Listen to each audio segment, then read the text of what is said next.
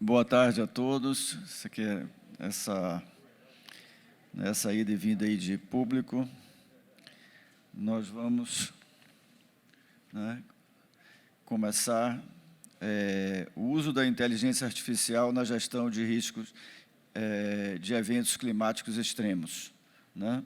É um tópico extremamente, né, atual. Nós temos tido aí, e é interessante não, é muito difícil você ver todo ano acontecer as mesmas coisas, e você é aquela pessoa que saiu, que estava ali perto do rio ou na encosta, voltando a morar no mesmo lugar, né, e continua a gente morrendo e tal.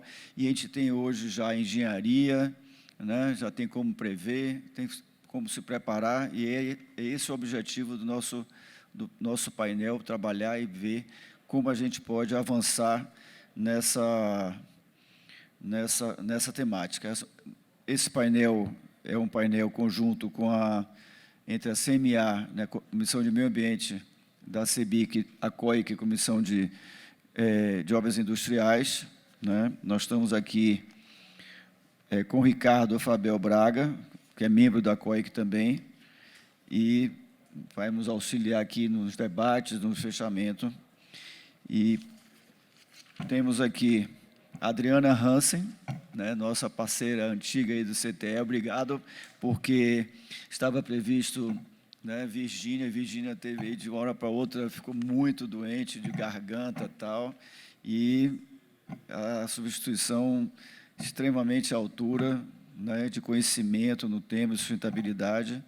Então, Adriana,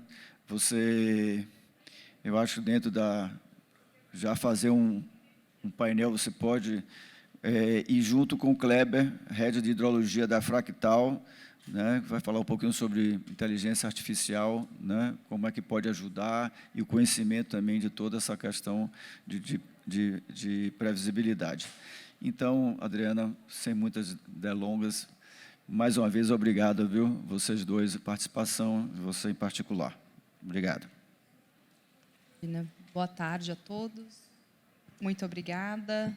É um prazer estar aqui nesse espaço para poder refletir um pouquinho a respeito desse tema que é tão importante, né? A gente costuma centralizar muitas das vezes hoje as nossas discussões em energia e carbono, que são fundamentais, obviamente, dentro desse contexto das mudanças climáticas, mas a gente tem relativamente pouca oportunidade para discutir o impacto dela na temática do nosso estresse hídrico, do nosso balanço hídrico e do regime pluviométrico como um todo no mundo.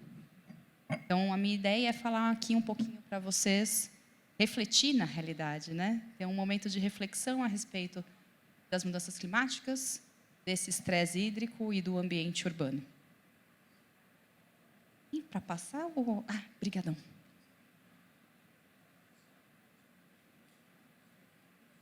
Vou precisar de um auxílio para saber como que a gente passa aqui. Maravilha. O verdinho, né? Já. Tá ótimo. Obrigada, viu?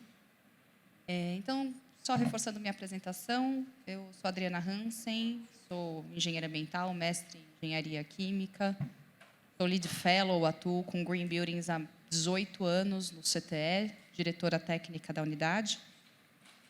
Amiga da Virgínia, a gente bate muito papo aí sobre esse tema de água, ela que é uma das grandes sumidades aí do assunto no Brasil.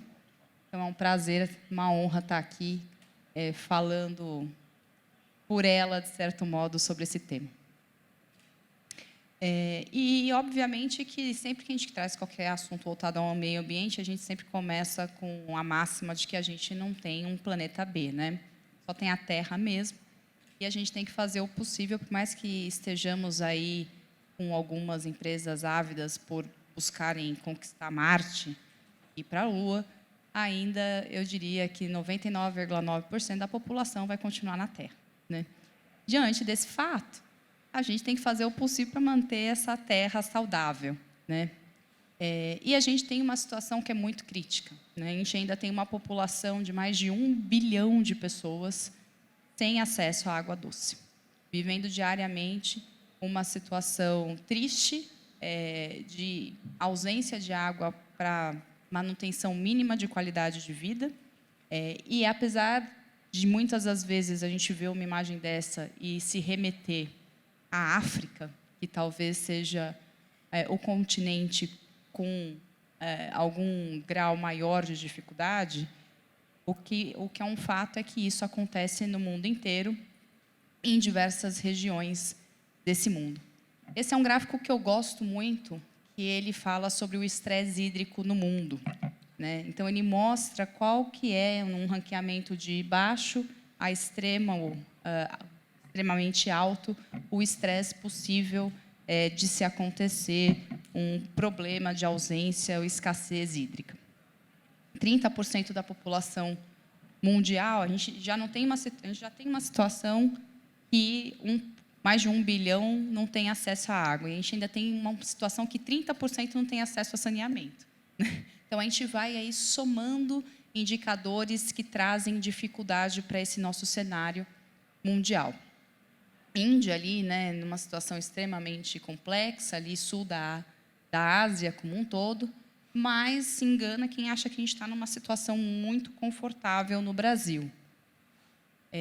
Ainda, se a gente pegar um estudo aí que já está disponível, aliás, quem gosta do tema, tem um site que chama Aquaduct, incrível, com uma série de mapas que ele mostra a questão de estresse hídrico, demanda hídrica, oferta, saneamento, que traz todo um entendimento de 3 cenários a respeito do assunto no mundo inteiro. É que não dá para trazer todos os outputs desse sistema, mas a gente consegue ver que São Paulo está numa região de alto estresse hídrico, né? Aqui mostra um pouco esse entendimento aí de cidades com mais de 3 milhões, México, Nova Delhi, Tóquio, Nova York, todas grandes cidades que não necessariamente estão em países que o cenário total, exceto México e Índia, né, tem uma característica propriamente de alto estresse, mas por uma condição de oferta versus demanda, está num cenário complexo.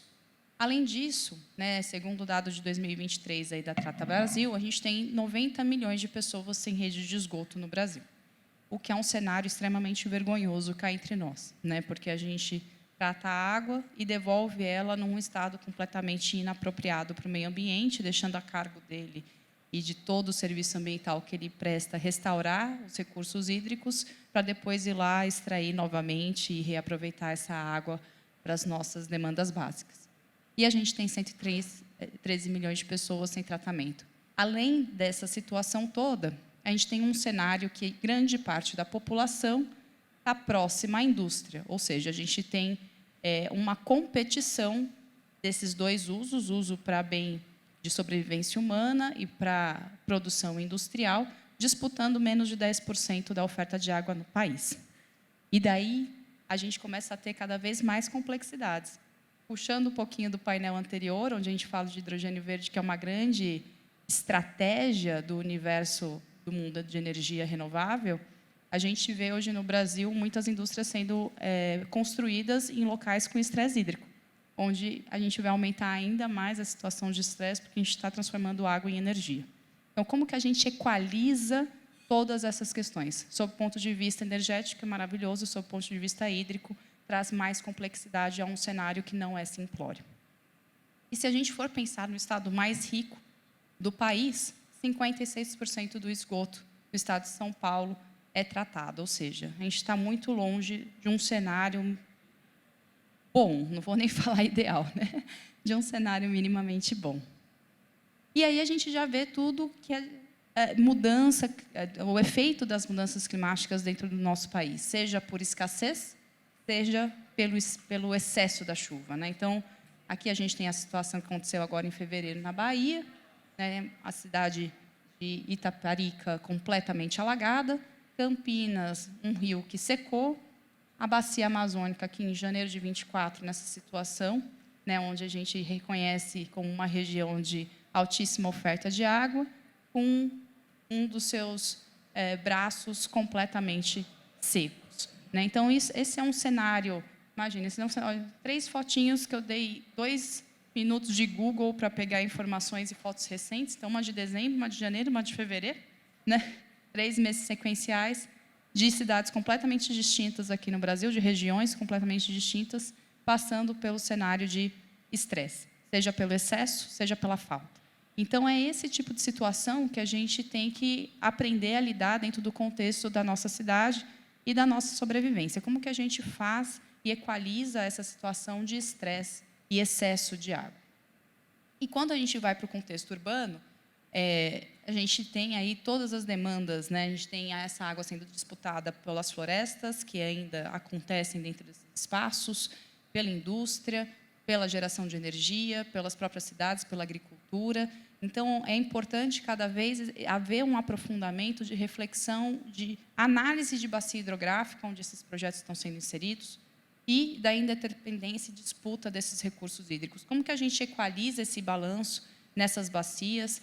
Aonde que está o problema? Como que é a condição de saneamento? Como esse projeto que a gente vai incorporar, seja ele industrial, seja ele residencial, seja ele um complexo, uma nova cidade, né, um smart city, como que isso vai influenciar nessa bacia e como que a gente vai tentar minimizar essa situação de estresse e se preparar para o que vem para o futuro, né? Porque hoje, se a gente pega os dados padrões para desenvolvimento de cálculos hídricos, né, a gente está cada vez mais próximo de uma tendência de subdimensionar os nossos sistemas, por exemplo, de coleta de água de chuva, porque a intensidade da chuva ela está muito mais alta e, consequentemente, e acontecendo com muito mais frequência. Então, não necessariamente está chovendo mais, mas quando chove, chove-se mais com intensidade. Então, a gente tem períodos chuvosos que estão sendo muito mais intensos, períodos de secas que estão sendo mais intensos, e equalizar essa conta não é a situação mais simples. Muitas das vezes, os projetistas não sabem nem por onde recorrer. Então, fazer uma gestão macro, média e micro de contexto de bacia hidrográfica, ela é fundamental. E também a gente não pode esquecer que o próprio consumo e a gestão da água também é uma das fontes emissoras, né? Então, quanto mais eu consigo resolver a minha situação localmente, maior o meu potencial de eu conseguir minimizar os meus impactos, não só sob o ponto de vista da redução do consumo de água, mas também sob o ponto de vista da redução das emissões de carbono. Muitas dessas emissões relacionadas ao consumo e à gestão da água advêm de 2 frentes. Uma dos sistemas de bombeamento propriamente dito, onde a gente tem o consumo de energia, e essa energia ela gera emissão, e na outra frente, pelo próprio sistema de tratamento das águas residuárias, onde a gente tem normalmente matéria orgânica. Essa matéria orgânica gera, na sua decomposição, uma emissão de compostos orgânicos que são gases potencialmente com potencial de efeito estufa, e essas 2 frentes hoje são as principais contribuidoras aí, que podem chegar a pelo menos 10% das emissões totais de gases que vão aí contribuir para as mudanças climáticas, né? E, obviamente, dentro desse contexto da construção, da indústria, o que a gente reflete é sobre garantir soluções que sejam adaptadas, resilientes, ESG e circulares, né? Pensar cada vez mais nesse contexto da circularidade. Então, nas fontes alternativas, obviamente que, enquanto engenheiro ambiental, né, a gente sempre estudou na faculdade primeiro os 3 R's, depois foi para 4, depois pulou para 5, muito focado na parte de resíduos, mas hoje a gente extrapola isso para qualquer coisa, né? A gente não quer, dentro do contexto da sustentabilidade, ficar pensando na escassez. A gente, na realidade, quer pensar em abundância. Mas, na hora de pensar em abundância, a gente tem que trazer o contexto da eficácia do uso dos nossos recursos, seja o recurso que for, né? Seja energia, seja os materiais, seja o consumo de água. Então, sempre a primeira ação que a gente faz quando a gente pensa na concepção de um empreendimento, de uma cidade, de uma edificação, é a gente tratar a eficácia do consumo dessa água, né? Como que a gente vai consumir essa água, como a gente vai conscientizar a respeito do uso dessa água, para depois, então, partir para um outro modelo, que é o modelo de trazer a substituição de parte dessa água por fontes não potáveis, e, graças a Deus, a gente teve aí uma evolução normativa muito importante nos últimos anos relacionado a esse tema, com padrões de qualidade de água não potável para uso em edificações, onde a própria Virgínia teve uma atuação de liderança. E isso é fundamental porque traz um certo conforto no momento de desenvolvimento de projeto para a gente garantir o uso dessas fontes não potáveis para fins não potáveis também, né? Hoje, aqui no Brasil, a gente não tem ainda uma possibilidade de uso de fonte não potável, tratar para usar para fins potáveis por uma questão de segurança. Então, a gente reduz, a gente substitui, E aquilo que a gente ainda demanda de fonte potável, a gente vai atrás de um método mais saudável e equilibrado para tirar do meio ambiente, via poço, via a própria rede de distribuição. E o que sobra de efluente, que eventualmente a gente não tem capacidade de consumo, dentro desse empreendimento ou desse contexto urbano, a gente reinsere também dentro do ciclo hidrológico para a gente garantir um balanço e a circularidade desse recurso, que por si só já é circular, né? Então, o contexto todo dentro desse, do pensamento do recurso hídrico, ele tem que passar por essas 3 fases, né? Então, o que eu consigo trazer de eficácia de consumo, o que eu consigo trazer de substituição de recurso e o que eu consigo trazer para neutralizar o meu balanço hídrico. E dentro desse contexto, surgiu o GBC Zero Water. Então, ano passado, foi feita uma grande força-tarefa entre diversos profissionais, junto com a liderança, com a ideia do Felipe Faria, do GBC Green Building Council Brasil, para escrever um referencial que trata sobre certificações que buscam a neutralidade no seu consumo de água. Essa é uma certificação que ainda está em fase piloto, mas ela foi concluída. E o objetivo dela é valorizar empreendimentos que têm essa preocupação e que ajudam a gente a minimizar nosso cenário de estresse hídrico brasileiro. Existem 3 níveis de certificação possíveis, quando o empreendimento é Near Net Zero Water, e isso foi uma discussão muito grande dentro do comitê, porque tem esse nível de certificação, mas isso é importante porque, em muitos empreendimentos, edificações, a gente tem como fonte de água não potável a chuva, e com essa variabilidade que a gente cada vez é mais recorrente no volume de água de chuva que acontece nesses espaços, pode ser que em um ano aquele empreendimento consiga atender 100% de neutralidade ou até superar, e em outro ano ele fica muito próximo de conseguir esse objetivo, mas não chega nesses 100%. Então, se o empreendimento consegue neutralizar 90% do seu consumo de água e atender a 6 pontos dentro do contexto da certificação, ele consegue obter o Near Net Zero Water. Net Zero Water, quando ele consegue comprovar o 100% de neutralidade, mais 8 pontos. E Net Positive Water, mais de 110% e 10 pontos. E por que, além do balanço de neutralidade, a gente também tem a questão da pontuação? Porque a gente entendeu que o assunto de água ele é muito complexo, porque a gente pode viver sem energia, mas a gente morre sem uma água de qualidade. Existe uma grande discrepância de relevância e cuidado que a gente tem que ter em relação ao tema água. E, por conta disso, a gente entendeu que era importante incluir uma série de outros itens voltados à gestão da qualidade, a planos de gestão e atendimentos normativos, para que o empreendimento Net Zero Water tivesse uma segurança técnica atrelada também a esse balanço zero. Então, ele é um sistema de certificação que tem 3 pré-requisitos: performance mínima de consumo, está atrelado diretamente ao tema do balanço, medição de consumo de água setorizado, obviamente que se eu tenho que comprovar um balanço, eu tenho que ter um monitoramento de consumo, e um plano de gestão de água, atendendo todas as normativas hoje brasileiras que regem o tema. E 7 créditos, que podem conceder até 15 pontos, que vão tratar da gestão da demanda e da conservação, da eficácia desse consumo de água, de fontes alternativas, de tratamento das águas residuárias, de gestão da qualidade, de plano de segurança, infraestrutura verde e azul e iniciativas comunitárias de inovação e de performance exemplar. Então, a gente tem uma estrutura aí que possibilita que a empresa e a edificação, o time de facilities e as incorporadoras e os fundos consigam trazer de uma forma bem estruturada e condizente o tema da gestão de água nas suas edificações e nos seus ambientes urbanos.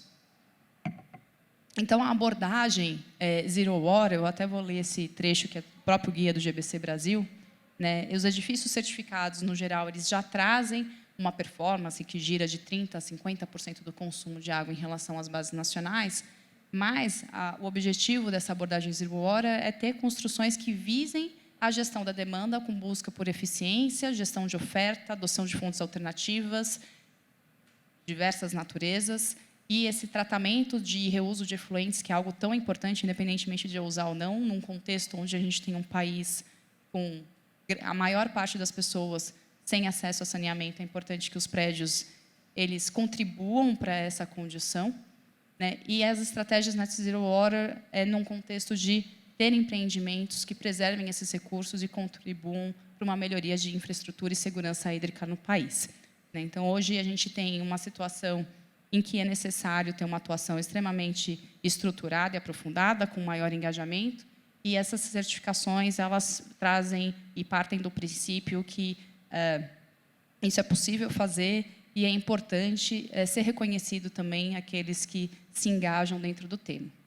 Então, desculpem ter extrapolado um pouquinho, 15 minutos passa voando, mas eu agradeço mais uma vez e espero poder conversar mais a respeito do assunto. Muito obrigada. Obrigado, Adriana. Foi excelente. E cada vez mais a gente tem que entender, né, as repercussões de cada empreendimento dentro das bacias hidrográficas. A gente tem que entender essa... Nós participamos no Fórum Mundial da Água, justamente, de um case da Colômbia, como toda a questão da indústria do comércio voltada em cima de como o uso das bacias e como é que você retorna do consumo da água e como é que você retorna para a bacia. Então, isso a gente vai evoluir no debate. E só trazendo um comentário, eu tive uma reunião ontem com uma das principais indústrias de impermeabilização do mundo, e eles estavam falando do crescimento e da dificuldade que países como Peru e Egito, que não tinham situação de índice biométrico significativo, estão tendo para retrofitar os seus edifícios, para trazer a impermeabilização e também o quanto a edificação enquanto estrutura precisa estar preparada para todas essas mudanças. Então, a gente está falando de balanço, a gente está falando de deixar o prédio preparado, resiliente, e é um cenário, na realidade, muito mais complexo globalmente do que a gente hoje se dá conta, às vezes, né? Obrigado. Kleber. Bom, boa tarde, pessoal. Pode se apresentar um pouquinho, falar da sua empresa? Agradeço já o convite do pessoal a participar, né? Meu nome é Kleber Gama, eu também sou engenheiro ambiental e sanitarista pela Universidade Federal de Alagoas. Sou mestre e doutorando em recursos hídricos e saneamento, né? Hoje eu estou aqui representando a Fractal Engenharia e Sistemas. A Fractal é uma empresa que já tem 13 anos de atuação, tanto na área tradicional de consultoria, de engenharia, voltada para recursos hídricos e também segurança de barragens. E, mais recentemente, a gente tem avançado bastante nessa parte de desenvolvimento de tecnologias para gerenciamento e mitigação de riscos, principalmente, mas também para a parte de melhoria operacional de usinas hidrelétricas, né? Então, hoje a gente vai trazer aqui a abordagem do assunto um pouco mais voltada realmente para essa prevenção, né, e previsão de eventos climáticos extremos, né? Já aproveito o gancho aqui, né, para trazer uma contextualização do que é que a gente está falando quando a gente fala de eventos extremos, né? Então, do ponto de vista climático, a gente traz que os eventos extremos é realmente essa ocorrência de condições climáticas ou meteorológicas, né, que são severas e incomuns, e que elas podem gerar, né, grandes impactos devastadores para comunidades, ecossistemas agrícolas e naturais, né? Do ponto de vista hidrometeorológico, né, aí a gente já sabe tudo que um evento extremo pode causar, né, que são realmente respostas hidrológicas e geomórficas perigosas, como inundações, deslizamentos de terra, fluxos de detritos, e que isso representa realmente uma ameaça significativa para a sociedade moderna em escala global. Trazendo um pouco mais para a área de hidrologia, né, quando a gente fala de eventos extremos hidrológicos, os eventos primários são enchentes e secas, como bem trouxe a Adriana, né, e os dois afetam realmente inúmeras pessoas todos os anos, em todo lugar do mundo, né? A seca, a gente traz uma importância aí, que é uma importância de grande escala, né? Geralmente as secas elas ocorrem numa escala um pouquinho maior, regional ou continental, e ela tem uma duração também um pouco maior, né, podendo ser sazonal, de alguns meses, anos ou até mais, em períodos de alguns anos de seca. Já as inundações, né, em geral, elas são mais localizadas e ocorrem numa duração curta, mas, né, algumas outras também podem afetar áreas grandes e podem durar também por longos períodos, que são os períodos úmidos que a gente chama em algumas bacias hidrográficas. Esses eventos hidrológicos, embora opostos em natureza, né, a gente está falando de excedente hídrico e seca, mas eles não são mutuamente exclusivos, né? Eles podem ocorrer simultaneamente. E aí, eu trago aqui um exemplo de uma data bem específica que marcou bastante a gente no ano passado. Foi 26 de setembro de 2023. Não sei se vocês lembram como é que estava a situação do país nessa data específica, mas também trouxe aqui algumas reportagens. Tem um laser aqui? Sim. Trouxe aqui algumas reportagens desse mesmo dia, em que a gente pode ver a Amazônia, a região amazônica, com uma grande seca, né, foi uma das maiores secas nos últimos anos na região amazônica. Várias cidades estavam passando por altas temperaturas, né, principalmente na região Nordeste e Sudeste, enquanto que, aqui também em Belo Horizonte, né, enquanto que o Sul passava por grandes eventos de inundação. Porto Alegre estava totalmente embaixo d'água, Santa Catarina também estava com altas temperaturas e com grandes temporais, rajadas de vento. Então, aqui a gente tem um exemplo que, em um mesmo país, né, a gente tinha eventos de seca, eventos de inundações ocorrendo simultaneamente em um mesmo dia. E quando a gente olha, né, para o Brasil, o que é que a gente espera aí realmente dos próximos anos, esse estudo daqui de 2022, de Chagas, realmente mostra, né, nas cores mais quentes aqui do mapa, que grandes alterações estão ocorrendo, sejam elas de aceleração ou desaceleração do ciclo hidrológico, e também intensificação de secas e intensificação de inundações. Então, alterações estão ocorrendo e elas são muito impactantes. Aqui o que causam elas, mudanças climáticas, desvios de recursos naturais, uso e ocupação, desmatamento, não vou entrar nesse mérito, mas o fato é que elas estão ocorrendo, né? E isso está realmente acontecendo com uma alteração no tempo de retorno dos eventos. O que isso quer dizer? Isso quer dizer que a gente está alterando a frequência que esses eventos acontecem. Eles estão se tornando cada vez mais frequentes. E como que a gente pode, né, tentar remediar, melhorar a nossa prevenção para esses eventos? A gente começa a falar de previsão e prevenção. Né? Previsão, a gente fala realmente de antecipar, né, esses eventos para que a gente esteja preparado, e a prevenção é realmente essa tomada de medidas para evitar ou minimizar danos. E aí, nesse contexto, eu trago um pouquinho do produto da Fractal. Né? A Fractal, nos últimos anos, tem desenvolvido essa ferramenta de tecnologia, que é o SIGA. Né? O SIGA é uma plataforma integrada. Nosso objetivo aqui realmente é fazer uma integração de informações relacionadas a recursos hídricos em um único sistema de suporte à decisão. Então, trazer parte de previsão, trazer parte de disponibilidade hídrica, trazer parte de monitoramento de secas, mas também trazer parte de qualidade de água, enfim. A ideia é realmente integrar informações em um único só lugar, para a gente ter realmente uma capacidade de fazer análises sistemáticas. Hoje em dia, as nossas aplicações estão mais voltadas para a defesa civil e para a operação de usinas hidrelétricas, mas a gente já tem avançado aí num diálogo, né, com outros setores, como, por exemplo, construção civil, ou o setor de agronegócio, setor de seguros, enfim, que todos estão interessados realmente nesse gerenciamento de riscos. O que é que nós temos hoje na plataforma? Né? Hoje a gente já tem uma grande variedade de dados de estações hidroclimáticas e de sensoriamento remoto, que são atualizados em tempo real. Então, ela funciona realmente como uma grande tela de uma sala de situação. Né? Aqui eu trago o evento de telas do estado de Santa Catarina. No estado de Santa Catarina, a gente tem diversas estações aqui em verde, e a gente tem 35 pontos de previsão, né, previsão de água nos rios, previsão de vazão, que a gente faz em tempo real também, essas previsões para o estado de Santa Catarina.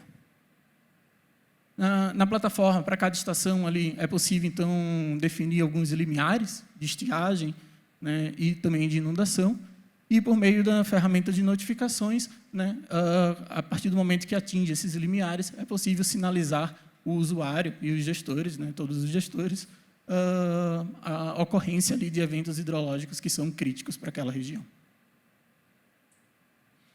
Aqui é o grande produto de previsão. Né? A gente trabalha com modelos de base física, né, modelos hidrológicos de base física, e também modelos baseados em inteligência artificial, não totalmente independentes. A gente também tem modelos híbridos, que são os modelos hidrológicos de base física, trabalhando com inteligência artificial para a parte de assimilação de dados, principalmente.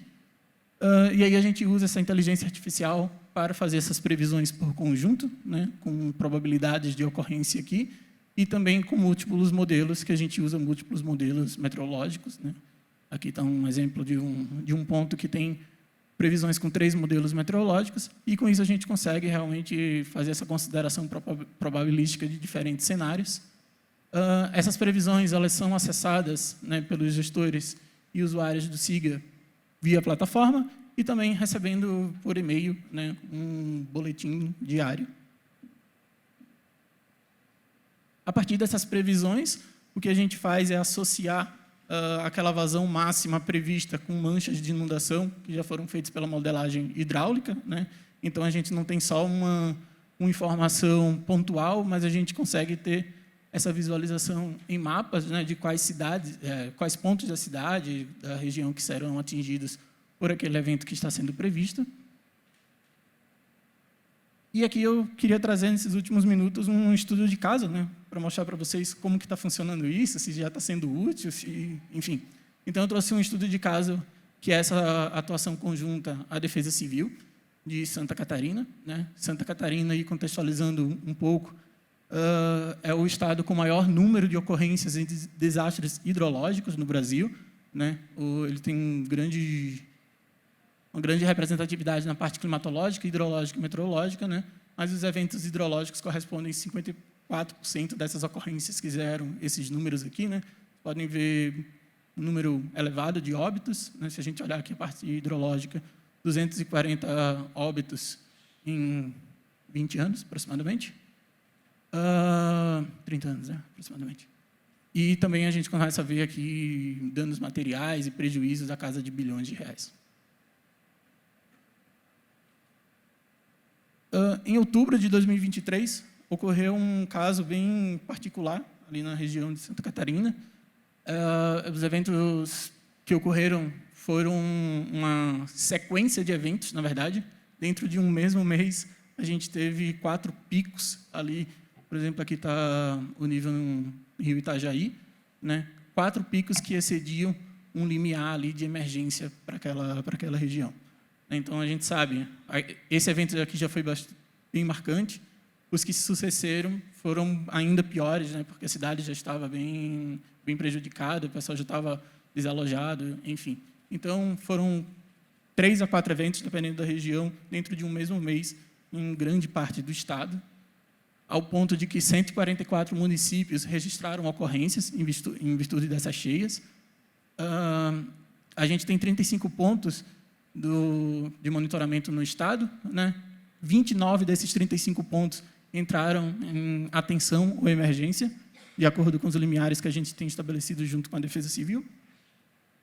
Mas aqui eu trago um ponto que, embora seja lamentável ainda, a gente não quer que ocorra nenhum óbito, né? Mas para a magnitude do evento e para o que historicamente acontecia com eventos dessa magnitude, realmente esse número aumentou para 3 óbitos, mas ainda assim é um número bastante pequeno em relação à magnitude que foi o evento. E como que isso foi possível, né? Realmente uma atuação incrível da Defesa Civil do Estado. Mas aí eu queria trazer o outro lado também, que é como a gente apoia a Defesa Civil, né, para eles terem esse embasamento. Aqui estão exemplos de alguns boletins que foram gerados ao longo daquele evento, mas aí eu queria destacar esses números aqui em 3 cidades como exemplo. Em Ituporanga, no dia 6 de outubro, isso aí com 2 dias de antecedência, foi previsto pelos modelos, né, de inteligência artificial uma vazão de 875 metros cúbicos por segundo, e que isso ocorreria no dia 8, né, às 17 horas. O ocorrido foi 822 às 20 horas. Né? Então, a gente tanto se aproximou bastante em magnitude, como também se aproximou bastante do horário em que aquilo aconteceria.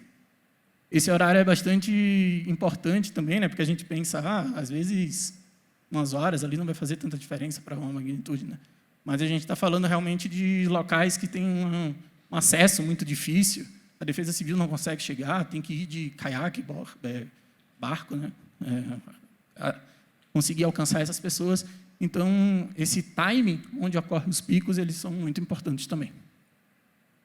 Em Rio do Sul, na previsão do dia 4, aí já um pouco antes, né, que foram 5 dias de antecedência, a gente previu que para o dia 9, às 14 horas da tarde, ocorreria uma vazão de 1.523 metros cúbicos por segundo, isso representa uma cota ali na calha do rio da cidade de 10,87 metros. E aí o que ocorreu foi no dia 9 também, às 15 horas, né? Então com 1 hora aí de diferença, e a gente ainda antecipou um pouco o pico, que é menos mal do que a gente estivesse atrasado. E aí foi aí um erro de 18 centímetros. Né? Então, isso realmente, 18 centímetros, eu posso dizer, não é nada para quem já está com 11 metros ali atingindo. Né? Em Blumenau, um outro caso também de sucesso, com 3 dias de antecedência, né? A gente previu uma cota ali de 10,03 metros, que ocorreria 1 hora da manhã, e esse pico aconteceu com uma diferença ali de 5 horas, né? A gente errou ali em 5 horas a ocorrência do pico, e coisas de 16 centímetros. Então, foram alguns exemplos aqui de algumas previsões em 3 cidades, que foram as 3 cidades talvez mais impactadas durante o evento, mas que a gente realmente conseguiu dar essa informação para a Defesa Civil com um tempo hábil para que ela pudesse agir, pudesse retirar as pessoas, pudesse fazer toda a sinalização, enfim, toda a logística de Defesa Civil. Então, por fim, só algumas considerações. Né? O sistema de previsão ele realmente é a primeira etapa no gerenciamento de eventos extremos. Né? Depois a gente tem tomadores de decisões, seja da Defesa Civil, seja dos outros setores, que precisam interpretar essas informações, precisam saber o que fazer com elas. O objetivo da gente é realmente antecipar essas ações e prover um tempo hábil, né, para esse tomador de decisão poder agir. O monitoramento contínuo ele é essencial tanto antes, durante e depois dos eventos, né? E a gente está aí numa melhoria contínua, né? Principalmente em função das metodologias evolutivas, inteligência artificial. Cada dia sai uma coisa nova, com cada evento a gente ensina um pouquinho mais a nossa inteligência artificial e isso realmente só traz evoluções. E alguns desafios que a gente já tem mapeado, né? A gente tem avançado com um outro produto que é fazer uma avaliação espacial integrada de risco e vulnerabilidade, tentando cruzar essas informações com informações, por exemplo, o censo, né? Quantas pessoas tem em cada local, quais que são os empreendimentos que estão ali, e a gente realmente criar um mapa de risco. Temos avançado com alguns pós-processamentos, também utilizando inteligência artificial, e trabalhado em ferramentas de IA assistidas que auxiliem também na tomada de decisão, na hora de interpretar todos aqueles gráficos e etc. Fico à disposição, caso queiram contato depois, está ali o meu e-mail, e esse QR Code é para o site da Fractal. Obrigado. Obrigado, Kleber. É muito interessante, né? Você está se antecipando, colocando também para a população reduzir riscos e tudo mais. Eu acho que isso a gente vai voltar nesse assunto.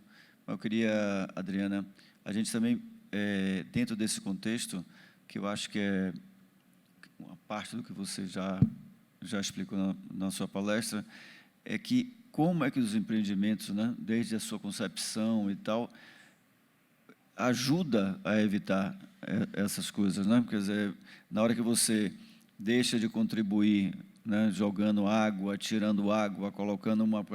Porque nós temos essa ideia que o Brasil é com água abundante, tem água para todo mundo e tal. E quando aconteceu, né, alguns anos atrás, aqui, a crise hídrica em São Paulo, todo mundo acordou, né? Porque no Nordeste a gente já vive essa crise já há muito tempo, mas de uma hora para outra começou a vir tanta legislação, né? Reuso de água 100% negra, não sei o quê, e aí começou captação de água de chuva sem ter uma norma. Isso a gente brigou muito aqui, inclusive, né, conjuntamente, para você ter uma norma de como fazer antes de você colocar. Tanto é que aumentou muito naquela época, né, a dengue, né, aqui em São Paulo. Então, toda essa questão, e como você disse, é uma coisa finita, né? Se a gente não cuidar, a gente continuar poluindo nossas fontes e tal, quer dizer, você fica numa condição inviável nas cidades. Então, eu queria que você discutisse um pouco, porque há essa responsabilidade da construção, né, cada vez mais nessa consciência de como utilizar melhor a água, porque nós somos grandes consumidores de água também.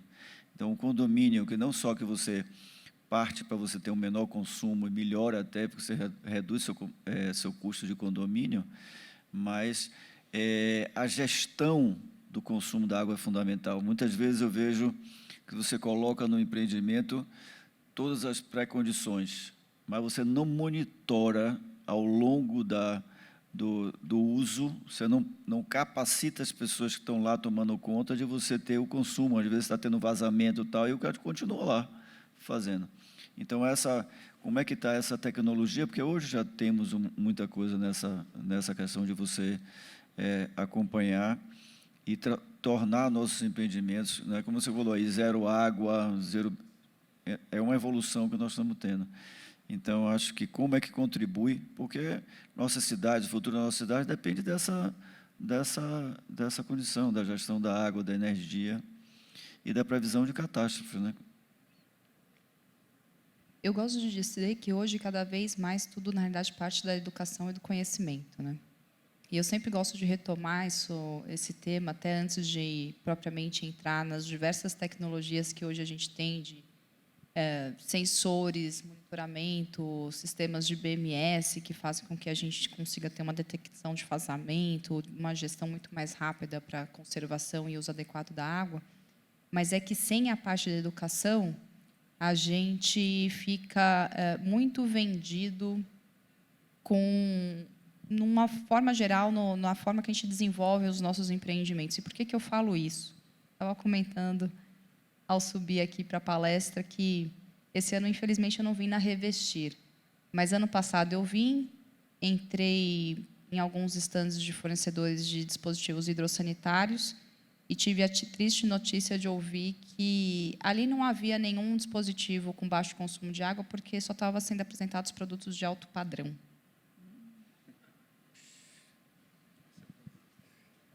Eu fiquei assim, da cara que eu estou com vocês, porque até hoje essa frase ela reverbera na minha cabeça e me provoca na importância de ter eventos como esse.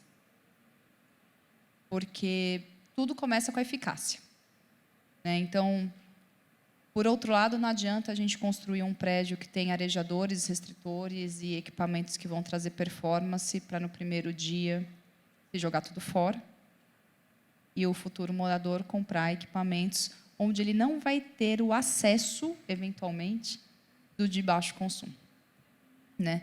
Então, acho que tudo começa por esse aspecto da educação, da conscientização do usuário final e da consciência da relevância do tema, né?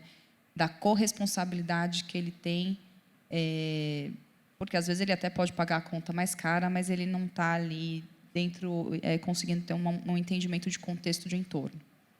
Mas hoje a gente tem uma facilidade, por outro lado, de acesso que evoluiu muito nos últimos anos, desde os dispositivos básicos, sistemas compactos de tratamento de água, sistemas de monitoramento inteligente.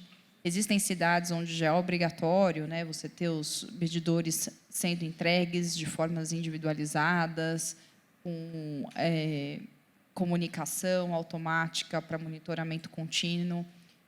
Todo o conceito de monitoramento por uso final, a inteligência por trás do desenvolvimento do projeto hidráulico do empreendimento é outro ponto que também evoluiu bastante, né? E que faz com que a gente tenha muito mais rapidez na gestão e nas ações para a gente reverter situações de risco e de problemas operacionais que acontecem, são naturais de acontecerem, né? A gente estava prestando, há uns anos atrás, uma consultoria aí para um grande museu e, de repente, teve um desvio significativo de consumo de água, não estava atrelado a nenhum grande evento, e daí, por ter a medição setorizada por grandes usos consumidores, a gente rapidamente conseguiu detectar que aquele consumo excessivo vinha do sistema de irrigação, que havia um problema em um dos rotores que estava com vazamento, e teve uma resolução muito rápida em cima do problema. Então, hoje, a gente trabalha conscientização, a gente trabalha inteligência de projeto, né, projetos que são inteligentes, a gente trabalha tecnologia com o que a gente tem, não propriamente IA ainda dentro do contexto da edificação, o IA ele vai mais para o nível urbano, que a gente já vem discutindo sistemas como SIGA, que é fundamental para a gente ter ação preditiva em relação a ações emergenciais, né? mas no nível da edificação ainda é um pouco mais raro. O que a gente tem em alguns momentos são algumas controladoras, sistemas meteorológicos para poder ter alguma ação em cima em sistemas de irrigação, em alguns sistemas de consumo. Mas hoje existe muita tecnologia que já é abarcada para esse tema. Então, é um universo muito grande, né, de possibilidades, em que a gente hoje consegue abordar e garantir eficácia operacional e redução e consumo eficiente de água. Só fazendo aí um parênteses, nós fizemos 2 publicações na CEBIC, inclusive está disponível no site da CEBIC, dentro da CMA, justamente gestão, né, de água, com o professor Orestes, e também toda a questão do projeto, porque tudo começa pelo projeto, né? Se você não define no projeto como é que você vai fazer esse monitoramento, fica complicado. Muitas vezes você tem lá o hidrômetro atrás de uma né? A caixa de inspeção está dificílimo, né, de achar e tal. Então, mas, Ricardo, fica à vontade. Obrigado. Primeiro, aí, contextualizar, né? Parabenizar a Adriana e o Kleber aí pelas palestras. Eu estou representando aqui a Câmara de Obras Industriais da CEBIC e do Comitê de Inteligência Estratégica também. Eu sou lá de Belo Horizonte e lá também eu participo de conselho, inclusive o Conselho de Meio Ambiente lá da Federação das Indústrias. E eu sou engenheiro, sou mestre em Direito Ambiental e Sustentabilidade. Então, assim, a vontade de falar aqui é muito, mas não vai dar, né? Então, eu só queria contextualizar e fazer uma pergunta para cada um, porque o tempo é curto. Mas, primeiro, é o seguinte, eu faço a seguinte conta, sabe, Adriana? Eu faço, inclusive, para gestão de resíduos também, né? E, hoje nós temos uma população em torno de 8 bilhões, certo? A tendência para 2030, 8,5, 2050, em torno de 9,5 e até 2100, 11. Considerando que o consumo de água para uso humano e para banho varia entre 40 a 100 litros por dia, você faz uma conta, extrapola, dá 172 milhões de litros, bilhões, desculpe, de litros de água e 72 milhões de metros cúbicos. Tá? Então, o gargalo é muito grande. Quando você puxou a conversa para a questão da água, né, em função da palestra anterior, de fato é o nosso grande problema da humanidade. Tá? Então, a pergunta que eu queria colocar para você é com relação à questão do engajamento dos CEOs, porque a gente tem, né, o CEO Water Mandate, certo? Que é o mandato de água dos CEOs. Mas até que ponto que isso de fato está acontecendo? Porque, infelizmente, né, pessoal, o evento aqui está acontecendo, tem vários ao mesmo tempo, a gente gostaria que mais pessoas estivessem escutando isso aqui, porque isso aqui é fundamental, inclusive os empresários, os clientes, né? Porque quando a gente fala, por exemplo, você está trazendo a parte predial, mas também tem a industrial, que é uma das perguntas que eu queria colocar para você falar um pouco, como é que está essa questão para o lado industrial, porque o impacto é muito grande, né? Apenas 2,5% da água é potável hoje no mundo. A gente tem muita água, mas é água do mar. E desses 2,5%, né, apenas em torno de 1% é água disponível, porque você tem água subterrânea e geleira, né? Então, a pergunta é essa em relação ao CEO Water Mandate, como é que você pensa que está essa situação? Porque, infelizmente, ainda a lucratividade pesa para as empresas e o meio ambiente fica um pouco de lado em função disso, e a gente precisa puxar isso, né? E com relação ao Kleber, né, eu trago aqui um livro do Ulrich Beck, que é o Catastrofismo Emancipatório, né, que ele fala da metamorfose do mundo, não sei se vocês conhecem esse livro, né, que é exatamente porque as catástrofes geram os bens. Infelizmente, quando a gente traz Fukushima, por exemplo, foi um terremoto que ocorreu acima do previsto num projeto. Então, nós estamos falando de projeto. Foi 9,0 na escala e surpreendeu e houve um problema na usina nuclear. Então, como é que os projetos hoje estão sendo considerados? Porque ainda existe o conceito de década milenar, né? Não é nada de 10 mil anos, mas é o tempo que a gente tem de vida em consideração dos dados estatísticos, mas a gente tem que olhar para frente, e isso é muito difícil. É fantástico ver que vocês estão fazendo essa previsão em torno de 5 dias. Mas como é que a gente projeta isso para um tempo grande, para projetar no projeto? Essa é a minha pergunta. Os projetos hoje ainda não contemplam, né, no sentido prático, né, essa previsão de catástrofes extremas. Começou essa discussão, né, em função de alguns pontos, mas ainda está muito lento esse processo. Então, sendo rápido, é isso, breve, né, essas duas perguntas aí. Tá bom? Muito obrigado aí. Parabéns. Obrigado, Ricardo. É só para contextualizar, nós estamos, todo o nosso painel está sendo gravado, vai estar disponibilizado em YouTube, ou seja, vai ter a oportunidade de muita gente estar vendo, que é, inclusive, o histórico dos outros CENICs e todos os painéis que a gente participa. Eu acho que isso é muito, muito importante, esse tema é extremamente importante. Primeiro, Adriana, depois Kleber. O que eu vejo de movimento, que eu acho um movimento muito salutar, que acontece de uma forma mais intensa nos últimos 5 anos. Hoje, a gente tem cada vez mais dinheiro entrando em fundos que estão, onde o detentor do dinheiro exige um posicionamento ESG do fundo e, consequentemente, respingando nos ativos imobiliários. Então, quem está investindo não quer investir em algo que possa trazer risco ou investir em um ativo que não é resiliente, adequado ou que seja adaptável às mudanças climáticas. Eu diria que talvez esteja indo num fórceps, um caminho via essa frente, né? Essa frente de um dinheiro sendo investido em fundos ESG.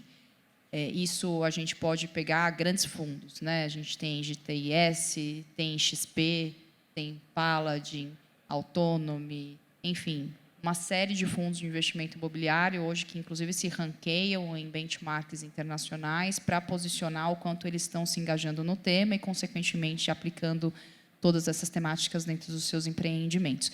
O que é positivo, mas, obviamente, que pega um nicho de mercado onde, por exemplo, os residenciais, muitas das vezes, são deixados de lado. Sob o mérito do...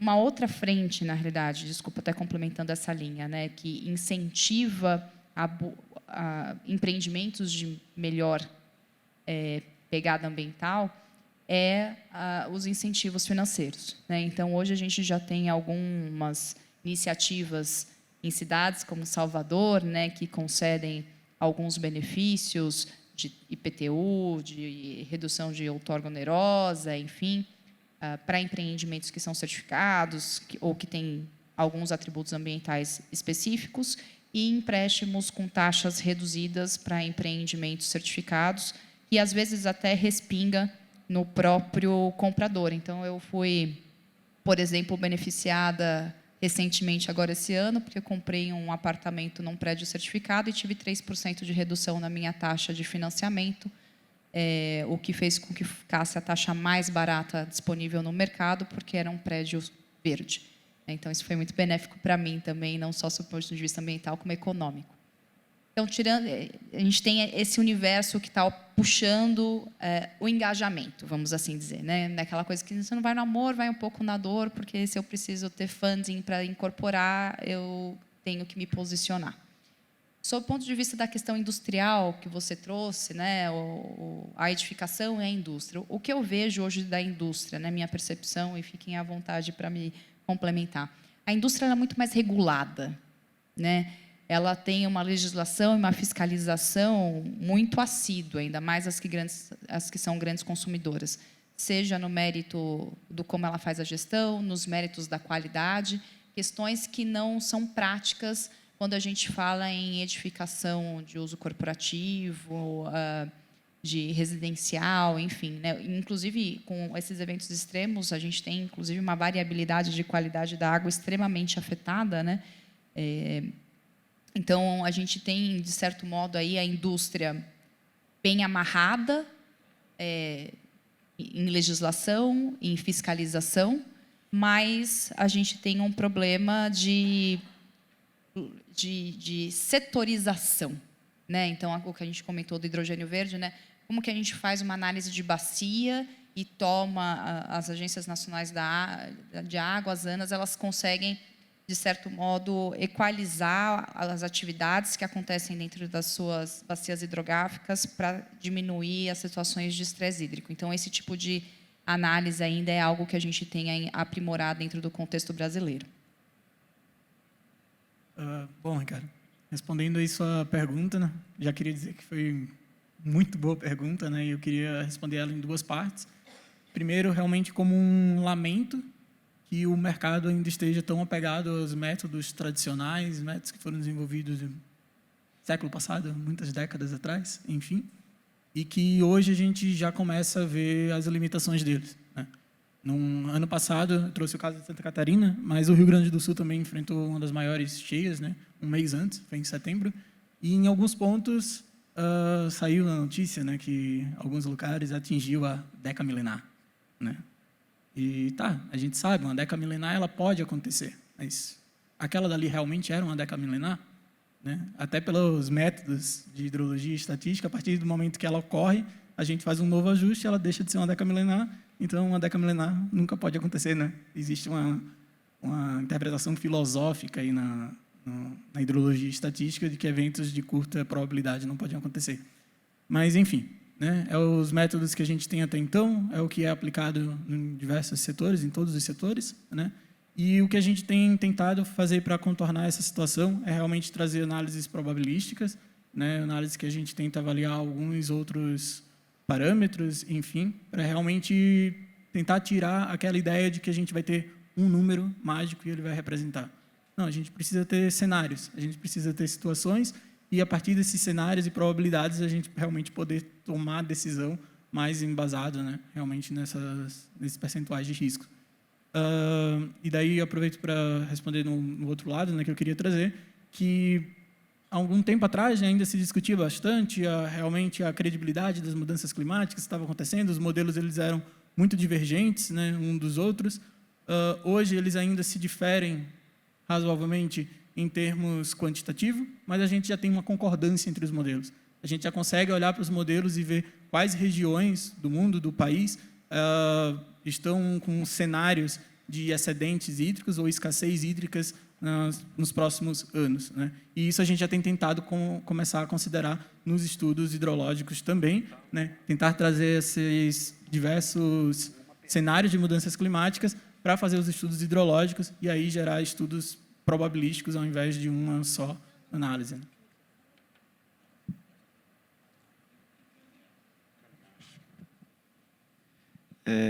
Infelizmente, não tem nosso tempo já está esgotado. A pergunta que não sei quem queria fazer, podia encaminhar para cma@cbic.org.br, né? Infelizmente, o assunto é extenso e eu acho que a gente pode, né, primeiro agradecer a vocês, foi maravilhoso, a todos que nos assistiram, e estamos encerrados e amanhã temos mais aí. Ok? Obrigado.